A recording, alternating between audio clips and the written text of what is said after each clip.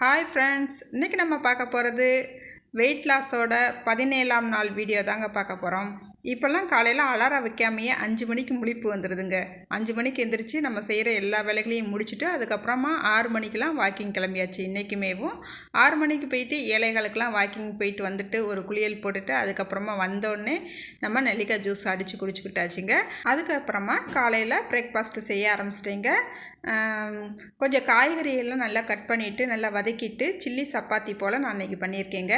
நல்லா beans, carrot, கோஸ், குடமிளகாய் இதெல்லாம் சேர்த்துருக்கேங்க. சேர்த்துட்டு நல்லா சப்பாத்தியை நீளமாக நல்லா கட் பண்ணிவிட்டு இந்த காயெல்லாம் வதக்கின பிறகு நம்ம மசாலா சேர்த்துட்டு அதுக்கப்புறமா அந்த சப்பாத்தியை சேர்த்துருக்கேங்க. சாஸ் எதுவும் சேர்க்கலை, மசாலா மட்டும்தான் சேர்த்துருக்குறேன். ஆனால் அந்த சப்பாத்தி சாப்பிட்றதுக்கு அவ்வளோ டேஸ்ட்டாக இருந்துச்சுங்க. சில்லி சப்பாத்தி சாப்பிட்றதுக்கு ப்ரோட்டீனுக்கு கொஞ்சமாக நான் இப்போ எப்பயுமே முளைக்கட்டி வச்சுருக்கோம்ல பாசிப்பயிர் அது கொஞ்சம் எடுத்துக்கிட்டேங்க. இந்த மாதிரி நீங்கள் ட்ரை பண்ணி சாப்பிட்டு பாருங்கள், ரொம்பவே டேஸ்ட்டாக இருக்குங்க.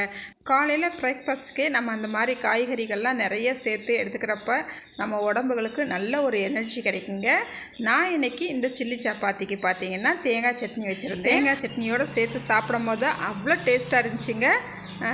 நீங்கள் உங்கள் வீட்டு குழந்தைகளுக்கும் பெரியவங்களுக்கும் இதே மாதிரி சில்லி சப்பாத்தி செஞ்சு கொடுங்க, ரொம்பவே விரும்பி சாப்பிடுவாங்க. அதுக்கப்புறமா ஒரு 10:30க்கெல்லாம் வெளியில் போகிற வேலை இருந்துச்சு. போயிட்டு பஜாரில் பார்த்தீங்கன்னா வெள்ளரிக்காய் நல்லா பிஞ்சு காயாக விற்றுக்கிட்டு இருந்துச்சு. அதில் நான் வாங்கிட்டு வந்தேங்க.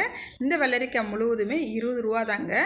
வெயிட் லாஸ் சமயத்தில் ஒன்று சுரக்காய் சாப்பிடணும், இல்லை வெண்பூசணி ஜூஸ் குடிக்கணும். இது 2 இல்லாட்டாலும் வெள்ளரிக்காய்னாலும் நம்ம சாப்பிட்ணுங்க. தண்ணி சத்து நிறைந்த காய்கள் நம்ம எடுத்துக்கிறணுங்க. அதுக்கப்புறமா 12 மணிக்கெலாம் லஞ்சு செய்ய ஆரம்பிச்சிட்டேங்க.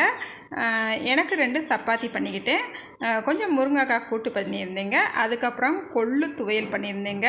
நல்லா வெயிட் லாஸ் சமயத்தில் இந்த மாதிரி அடிக்கடி நம்ம கொள்ளு துவையல் எடுத்துக்கிட்டோம்னா வெயிட் லாஸ்க்கு ரொம்ப நல்லதுங்க. நல்லா டேஸ்ட்டு பார்த்திங்கன்னா சூப்பராக இருக்கும். இந்த மாதிரி சப்பாத்திக்கு சாப்பிட்லாம், தோசைக்கும் சாப்பிட்லாம், சாதத்துக்கும் சாப்பிட்லாம், ரொம்பவே டேஸ்ட்டாக இருக்குங்க.